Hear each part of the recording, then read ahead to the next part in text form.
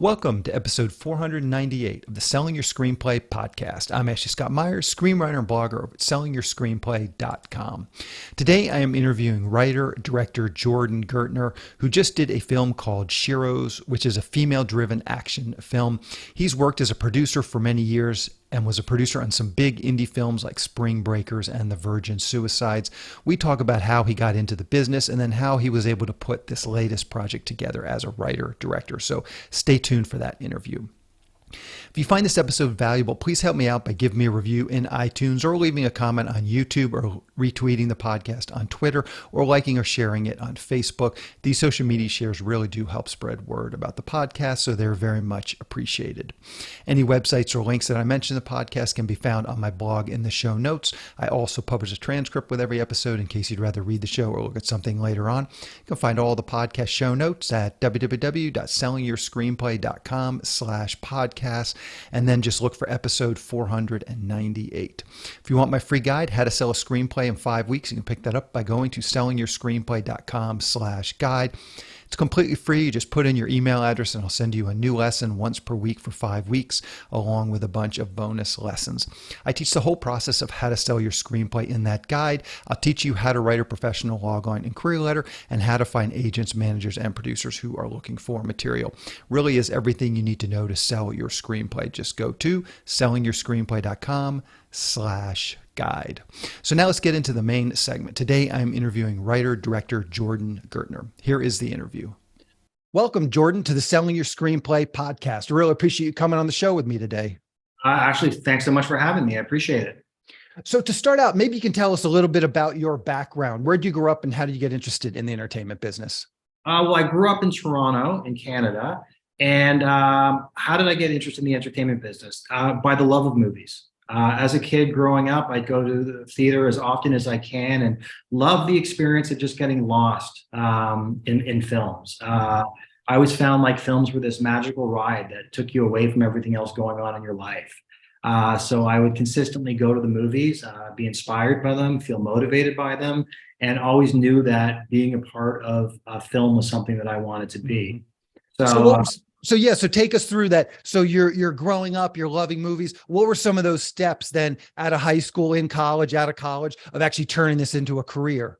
I went to film school in Toronto and enjoyed making movies and learning a little bit about them, and then decided halfway through school that it was time to move to LA and see what I could do. So this was so long ago. My mother gave me a roll of quarters while we were in LA, and I went to a payphone and went through the pages of Variety and called every company that I could find and asked who I could come intern for and work for free.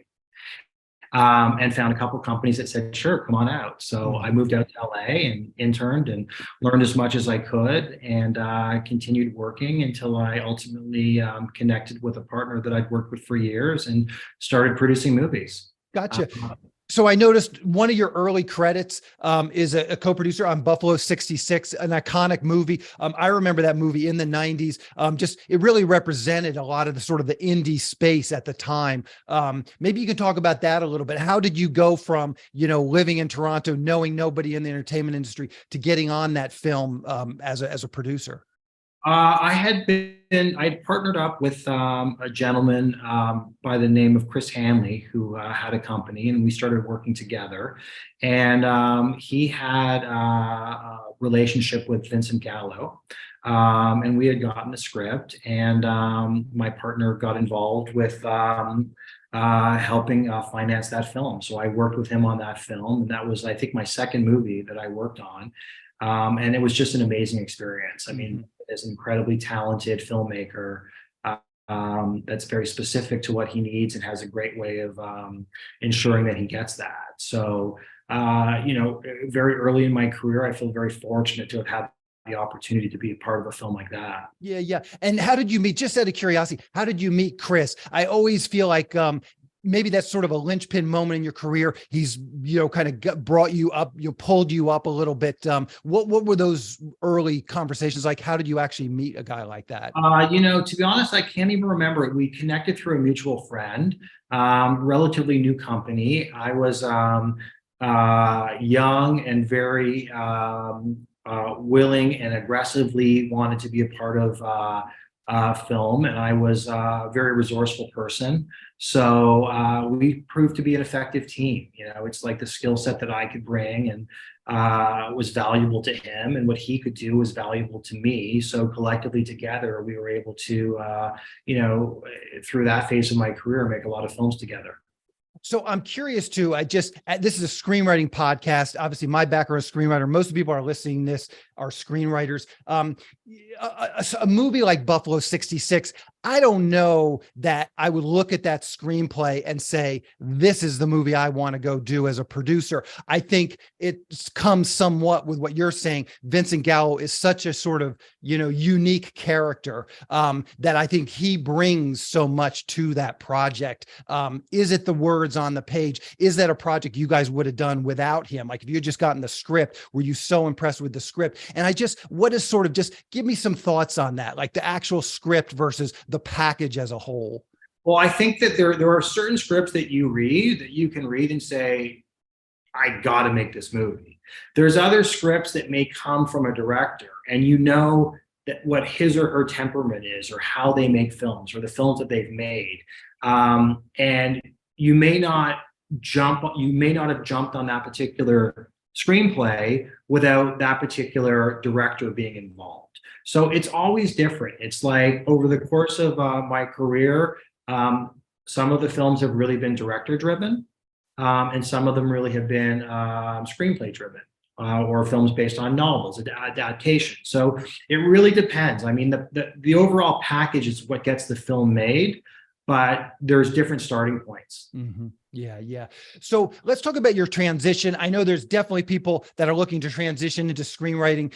How did you make that transition? You're a producer. You're working on some cool projects. You're moving up the ranks as a producer. Did you continuously let it be known to your industry network that you wanted to write and direct? But talk about that a little bit. How did you make the transition from producer, and how do you get people to take yourself seriously as then also a writer director?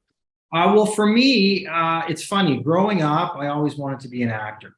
And then I went to film school and wanted to be a director. And then I got to LA and became a producer. So I figured maybe I'll just work my way backwards. Fortunate to be producing for a long time, but the desire to act certainly left me, but the desire to direct films was always with me. I always wanted to be a part of that storytelling process. And I had been incredibly busy with work and never thought I'd be able to write a script. For me, the idea of writing a screenplay felt like running a marathon, mm-hmm. something that was in front of you, but maybe not necessarily something that was achievable. And then I spent some time really thinking about it. And I had this story that I wanted to tell. So I sat down and I started letting this story kind of come out of me, and had the opportunity to share it with people that I respect, that are great writers, and thoughts and ideas and some collaboration. Was able to kind of craft this story that was written for me to direct. So let's dig into that. That's you're talking about your latest film, Sheroes. Sure. So maybe you can give us a quick picture log line. What is this film all about? Sheroes is about 4 women that head to Thailand for a vacation. As soon as they arrive, things get turned upside down, and one of their friends is ultimately kidnapped by the local drug cartel. And her 3 remaining friends use their own unique set of skills and loyalty to one another to do what they can to save her and escape Thailand unscathed. So a really fun, kind of thrilling roller coaster ride of a movie. Mm-hmm. And where did this idea come from? What was the genesis of this? The genesis of this really came from my love of movies. Was for getting lost in those like late 80s, 90s action films that that I loved, whether it was Stallone or Schwarzenegger or Willis, and going on those rides and those journeys and feeling inspired and motivated when you get out of the theater. I wanted to kind of recreate that kind of experience, but I didn't want to make that same kind of movie. I wanted to create a movie where women were kicking ass and saving the day, and weren't having to be solely in the film to be saved. So I wanted to explore, like, their friendship and their loyalty, and have them go on this journey, and for people to enjoy the ride on their backs the same way that I did in those early films. Now, I'm curious, again, putting on your producer hat a minute, is this the project you would recommend to somebody as a first writing, excuse me, writing, directing project? It seems to me, an indie action film has there's a lot that could go wrong with it. Let's put it to you like that, as opposed to something that'd be a little more contained, a little lower budget for your first project. Maybe you can speak to that a little bit. Did you have any concerns as a producer when you were writing and directing this? Not really, to be honest with you. I mean, I did find myself in the writing process at times typing away and coming up with ideas, and then looking at the screen and smiling and kind of laughing to myself, saying, we could never do this. And then to be on set and to be doing those things that I just thought could never come to fruition was an amazing experience. So it was a story that I wanted to tell. It was a film that I knew I would like to see. It was something that I felt that was original, and also something that I felt that was entertaining. So in terms of a first film, no, I felt like if I was going to do something, I wanted to do something that I felt would be worthy of people spending their time and paying their money and escaping what's going on in their world and coming on this journey that we've created. Gotcha. So we're going to dig into your writing process here a little bit. I thought you said something interesting. You had been doing a lot of producing. Obviously, with the producing, you probably were reading a lot of script. So you did have kind of a background in at least seeing these scripts and stuff. But I know that there are people listening to this podcast that come to it. They have an idea, but they've never written a script. How did you sort of break through that barrier, that sort of psychological barrier of exactly what you said? It's a marathon. It's something that you can see in front of you, but you don't know how to like take that first step and actually get on that journey. How did you get yourself onto that first, step of this long journey? You know what it is? It's taking the first step. It's like sitting down, whether it's putting the pencil in your hand or your fingers on the keyboard, and just start letting it come out. And it can be super messy.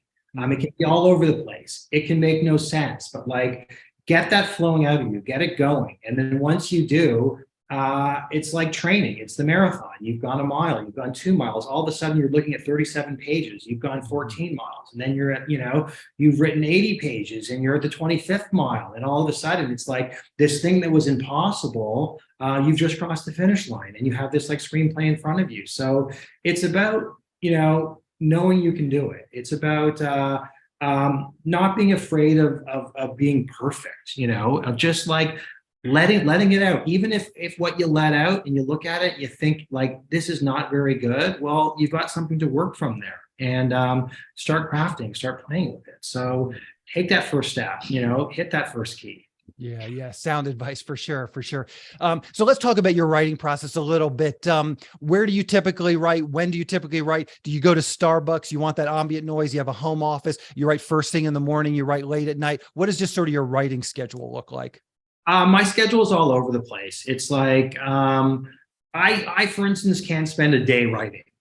I can spend a few hours. I need to take a break. I like to work at my home office. I like to be free of distractions. And I like to just, spend a few hours, get it out, and then go for a walk or go for a jog and like think about, what I've written. I find that my best writing comes when I'm not writing. Mm-hmm. When I was writing, the best ideas or the best creative problems to issues I had with the script would come to me while I was jogging. Gotcha. And how much time do you spend preparing to write with an outline, index cards, versus how much time do you spend in final draft actually cranking out screenplay pages? I'm a very unstructured writer, so I don't spend a lot of time. I let it flow. I have this idea in my head and I start letting it flow and I just start writing. It's probably not the best process, but that's how I work. And then once I have what's in front of me, they essentially become my index cards, right? And then I start working backwards. But the way that I work is I have an idea that's in my head, and then I'll spend a lot of time thinking of that idea. And that idea will become so clear to me that if you could plug into my head, we wouldn't have to make the move. It would just project out. So once I have that idea in my head, I just start writing it, and it's messy, but I can go back and start crafting from there. So it's an odd process, but it's a process that works for me. Yeah, yeah. So then what does your development process look like? You do this first draft. It sounds like you do it pretty quickly. Do then you rewrite a few drafts of that on your own and then send it out to some of your other producers, actor friends, writer friends? But maybe you can talk to that. What does your sort of development process look like? How many drafts? And then how do you know when it's time to start getting notes from your industry connections? I know when it's time when I've run out of giving myself notes. When I've written, I don't know how many drafts or how many times I've gone over it. I know I use a different colored pen every time I go through it. So when I run out of colors, I'm usually out of ideas. So once I'm at that point, I feel comfortable enough sending it out to people for their thoughts and ideas, and then taking those ideas, and when there's a collective consensus on something that you've written, or problems that exist, take them. When the one lesson I've learned in life is when you think everyone else is wrong and you're right, you're wrong. So be open to collaboration, be open to knowing that you're wrong, and take the advice of others. And if you do that, then you have the opportunity to be successful. Otherwise, you're writing for yourself, and that may be therapeutic, but I'm not quite sure if that gives you the best opportunity to create the best version of whatever story you want to tell. Yeah, yeah. So I'm curious how you approach screenplay structure. It seems to me, just from doing a lot of these interviews, the people that are real into the indexing and the index cards and the outlines are a little more formulaic, let's say, with their structure, as opposed to people that just dive in and start writing the script. But how do you approach screenplay structure? There's that sort of Blake Snyder, Sid Field paradigm with your act breaks and midpoints and all of those things very clearly laid out. I find, as I said, some people come with a more intuitive process. But what does your sort of approach look like with structure? I mean, I have that intuitive process that, that you need to have some type of problem exist at a certain point in your screenplay. You need to have some type of resolution exist at a certain point in your screenplay. You need to have some conflicts that exist at a certain point in your screenplay. So I know the structure of a movie. I know what we need to hit and where it needs to hit. So it's a very intuitive process for me. Now, I wrote, Sheroes on my own. The next film that I'm doing, I wrote with someone else who was, like I've always said, defer to the people that know what they're doing better than you, and you'll be successful. And I'm working with an incredibly talented writing partner on this particular film, who is more about structure, who is more about indexing, who is more about everything that I don't do. So I feel like my creative process and his creative process allowed us to create something pretty magical that will be the next film that I ultimately direct. I'm curious, how do you approach genre requirements? You talk to distributors or even producers, and certainly there's this in action films, there's sort of the old, you got to have an action scene every 10 pages or every 10 minutes. And there's sort of some of those formulaic elements. How do you approach the genre requirements? And are there some things that you tried to subvert? I mean, just with your protagonist being female, that's sort of a trope that you're trying to subvert, but maybe you can talk to that a little bit.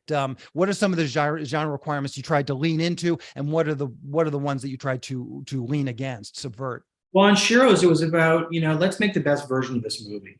Let's not force something in there. As soon as you start forcing something in there that doesn't need to be in there, you're sacrificing the movie.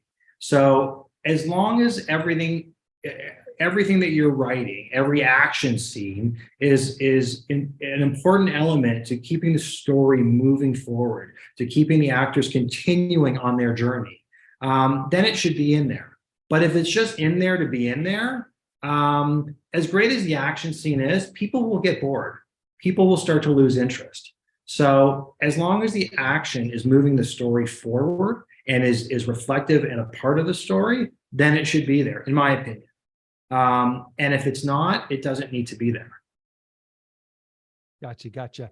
So then let's talk about the next phase. So you had a script that you were happy with. What were those next steps to actually getting this produced? Obviously you have experience as a producer, so you probably have some financing contacts, and that sort of stuff, but maybe just walk us through, once you had a script that you're happy with and you wanted to start really moving this into pre-production, what do those steps look like? Well, once you have a script that you're happy with, it's best to team up with a producer. I was fortunate that I was able to team up with myself. So I was able to use the resources that I, had over the years to connect with potential financiers and distributors, and then get a gauge on interest. And there was certainly interest on the screenplay alone. So I went out and worked with a casting director that I'd known over the years, and we spent some time meeting some incredibly talented actors, and ultimately put together our 4 talented women. And then I had a package. Based on that package and the screenplay, I was able to secure financing and ultimately distribution for the movie, and we got it made. I'm curious, as a producer, did you do any of this before you wrote the screenplay? Like, did you know that a female-led action film probably has a pretty good market? Were there some sort of things you did, or did you even have some other ideas that you really liked, but you thought, those maybe don't have quite the same commercial success? I'm just wondering if you vetted this idea a little bit before. It sounds like you found a good reception for it, but were there any things you were looking at from a producer standpoint? I wasn't going to spend my time writing something that I didn't know that I could get made. Mm-hmm. So I was very confident based upon the story, the characters, the location, the journey that these women go on, the action that is woven in throughout it, that I would not have too many problems getting this thing financed and distributed. Gotcha. How can people see Sheroes? Do you know what the release schedule is going to be like? Sheroes comes out June 23rd in select theaters, and will also be available on streaming, so you can find it anywhere. Perfect. And I just like to wrap up the interview by asking the guest, is there anything that you've seen recently that you think a screenwriting audience could get some value out of? Anything you've seen on Netflix, HBO, Hulu, anything out there you really are impressed with? Oh my gosh. I'm drawing a bit of a blank at the moment. Oh, wow. I really enjoyed Shrinking, the Harrison Ford show on Apple. Oh, okay. I haven't checked that out yet. So yeah, no, that's a good recommendation. Yeah, I'm just curious to kind of hear what other people are listening to, and it gives me something to kind of check out at night. Yeah, I mean, it's like I'm constantly watching stuff. I mean, but I find myself mostly going back to watch movies. Mm-hmm. I found myself last night watching Zodiac, the Fincher film. So I'm going back and revisiting films that I watched so long ago that I want to see why I like them so much. Gotcha. What's the best way for people to keep up with what you're doing? Twitter, Facebook, a blog, anything you're comfortable sharing, I will round up and put in the show notes. I don't have anything other than IMDb is the best place to check out what I'm. Perfect. How about your production company? You have a website for that? Well, I don't. Everything is up on IMDb. Gotcha. Okay, perfect. Yeah, we'll link to your IMDb page then. So, well, Jordan, I really appreciate you coming on and talking with me. Good luck with this film, and good luck with all your future films as well. Thank you, Ashley. I appreciate the time. Thank you. We'll talk to you later. Okay, bye-bye. SYS's From Concept to Completion screenwriting course is now available. Just go to www.sellingyourscreenplay.com/screenwriting course. It will take you through every part of writing a screenplay, coming up with a concept, outlining, writing the opening pages, the first act, second act, third act, and then rewriting. And then there's even a module at the end on marketing your screenplay once it's polished and ready to be sent out. We're offering this course in 2 different versions. The first version, you get the course, plus you get 3 analyses from an SYS reader. You'll get 1 analysis on your outline, and then you'll get 2 analyses on your first draft of your screenplay. This is just our introductory price. You're getting 3 full analyses, which is actually the same price as our 3-pack analysis bundle. So you're essentially getting the course for free when you buy the 3 analyses that come with it. And to be clear, you're getting our full analysis with this package. The other version doesn't have the analysis, so you'll have to find some friends or colleagues who will do the feedback portion of the course with you. I'm letting SYS Select members do this version of the course for free. So if you're a member of SYS Select, you already have access to it. You also might consider that as an option. If you join SYS Select, you will get the course as part of that membership too. A big piece of this course is accountability. Once you start the course, you'll get an email every Sunday with that week's assignment. And if you don't complete it, we'll follow up with another reminder the next week. It's easy to pause the course if you need to take some time off, but as long as you're enrolled, you'll continue to get reminders for each section until it's completed.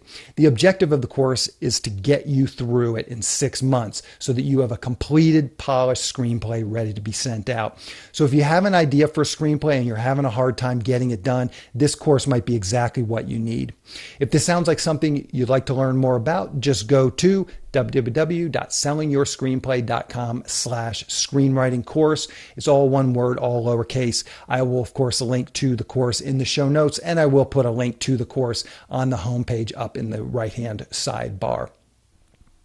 On the next episode of the podcast, I'm going to be interviewing writer-director Anthony DeBlasi, who just did a horror film called Malum, which is based on another film he did. So we talked through all of that, the original film, how that was produced, and then ultimately how he was able to make this remake into this larger production. So keep an eye out for that episode next week. That's the show. Thank you for listening.